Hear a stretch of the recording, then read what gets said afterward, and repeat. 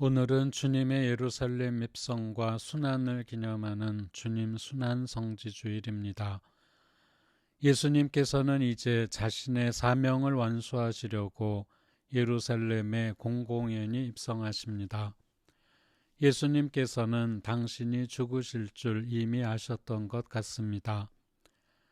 바리사이와 율법학자, 사두가이와 백성의 원로들, 곧 기득권층은 예수님의 회개운동을 정치적으로 받아들였습니다. 그래서 이들은 예수님을 위험인물로 판단한 것입니다. 이런 분위기를 제일 먼저 눈치챈 인물이 유다였을 것 같습니다. 그래서 위험에서 빠져나오기 위해 예수님과 자신은 관계가 없다는 것을 확실히 밝히기 위해 예수님께서 머무시는 곳을 예수님을 잡으려는 자들에게 알립니다. 예수님은 법의 이름으로 처단되었습니다. 그런데 로마인들은 최고의 법이야말로 최대의 불의라는 격언을 가지고 있었습니다. 법은 최소한의 규약이기 때문에 그 안에 모든 것을 담을 수 없습니다. 그래서 법 조항을 글자 그대로만 적용하려다 보면 피해자가 가해자가 되고 가해자가 피해자가 되거나 가해자는 보호를 받는데 피해자는 방치되는 등의 부조리한 일이 벌어지기도 합니다. 아돌프 히틀러라는 독일의 정치가도 법을 제정해서 법의 이름으로 유대인들을 합법적으로 학살하였습니다.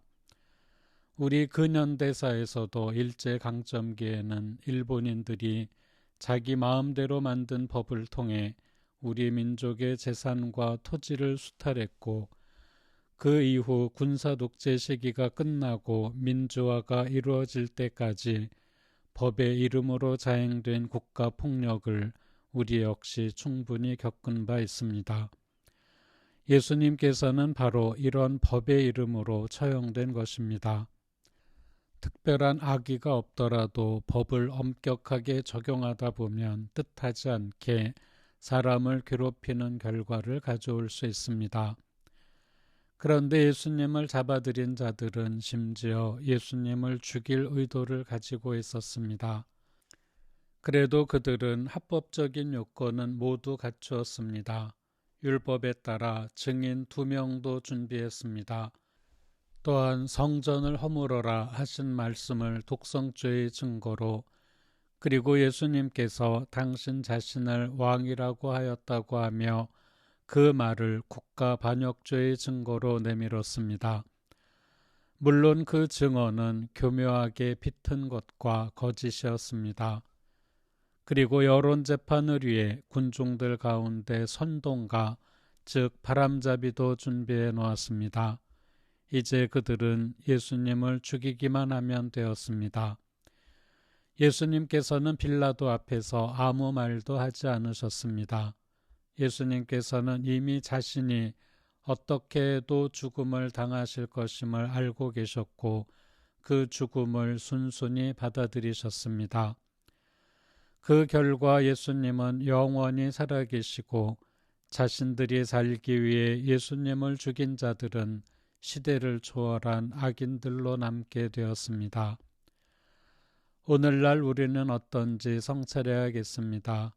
내가 살기 위해 남을 해치거나 내가 도망가기 위해 남에게 책임을 떠넘기거나 또 의로운 희생을 바치는 사람들을 범죄자로 몰지는 않는지 오늘 순환복음에 나오는 사람들 가운데 나는 어떤 부류에 해당할지 성찰해야 하겠습니다. 나는 매사 자신의 이익을 앞세운 유다와 같은 사람인가? 나는 예수님의 말씀이 못마땅한 바리사이나 율법학자 같은 기득권층인가? 나는 예수님을 죽이자고 소리치는 바람잡이인가? 나는 군중에게 휩쓸려 예수님이 죽어 마땅하다고 생각하는 사람 가운데 하나인가? 영광이 성부와 성자와 성령께 처음과 같이 이제와 항상 영원히 아멘.